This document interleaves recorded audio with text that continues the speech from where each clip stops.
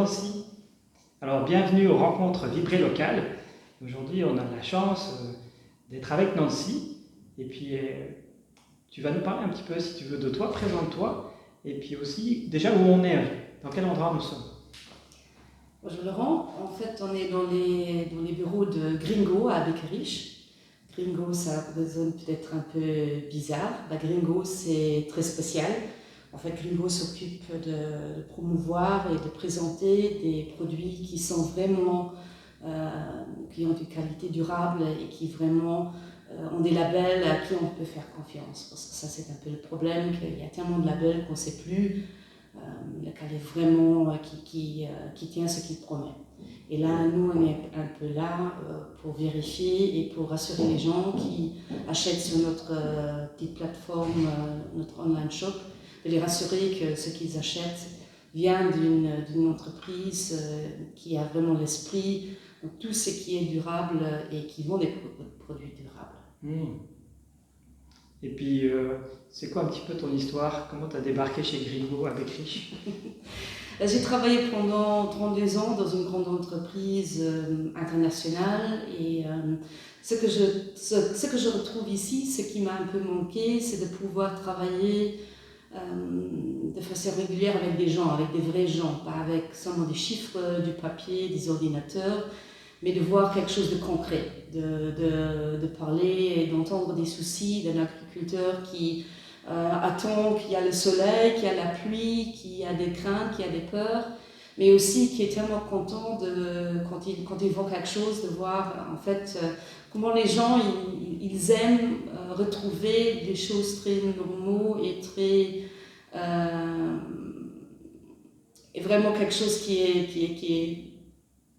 qu'on peut toucher, des choses tangibles. Un produit de la nature, fait avec de l'amour et beaucoup de passion, parce que je crois que dans tous les domaines, les gens que j'ai rencontrés, ce qui les pousse, c'est la passion. Ah, la passion. Et parfois la simplicité. Pas quelque chose de vraiment très, très profond, ce sont des choses encore un peu... Oui, c'est naturel. Et c'est ça où je me rends compte qu'après ce long parcours, vraiment juste dans des bureaux et dans quelque chose qui est confectionné et artificiel, ça me fait un grand plaisir et c'est un bon sentiment. Et comment les personnes qui sont en contact avec toi, là tu as parlé des producteurs, mais les consommateurs, entre guillemets, comment ils accueillent Gringo et tout ce que Gringo peut offrir aujourd'hui? Ils sont très contents parce que ça donne la possibilité aux petits producteurs ou aux gens qui sont pas vraiment, qui n'ont pas le temps aussi d'être derrière un ordinateur, de promouvoir un peu leurs produits, de se faire connaître contre tous les grands qui existent. Et c'est aussi la valorisation qui joue derrière, parce que Gringo, ce n'est pas un grand shop, mais ce qui est derrière, c'est en fait un réseau. Un réseau de respect, un réseau de valorisation des produits. Et là, les rencontres que j'ai, ils sont vraiment fantastiques parce que les gens, ils sont vraiment... oui, ça leur redonne quelque chose pour le travail qu'ils font. Ou pour l'argent et le temps qu'ils ont investi pour peut-être commencer leur petite boîte pour produire quelque chose. Est-ce que Gringo a comme des besoins en ce moment particuliers, comme une demande à faire devant des millions de personnes aujourd'hui? Des millions de personnes. On travaille un peu quand même encore dans une niche parce qu'il faut dire que oui, tout ce qui est biologique, on est quand même pas là où on devrait être. Mais oui, bien sûr, donc si vous vous intéressez et si vous vivez d'après tout ce qui est biologique, durable, écologique et social, et que vous vendez des produits comme cela, contactez-nous et puis on regardera comment on peut vous intégrer dans notre réseau. C'est quelque chose qui est fantastique parce que le réseau, il fait aussi naître d'autres synergies et on se sent plus seul dans ce monde qui est quand même dominé par les grands. Et puis tu as parlé de passion. Et toi, qu'est-ce qui te fait vibrer en dehors de Gringo dans ta vie? D'abord déjà mon jardin, puis j'aime bien rencontrer les gens, j'aime bien voir d'autres cultures, mais aussi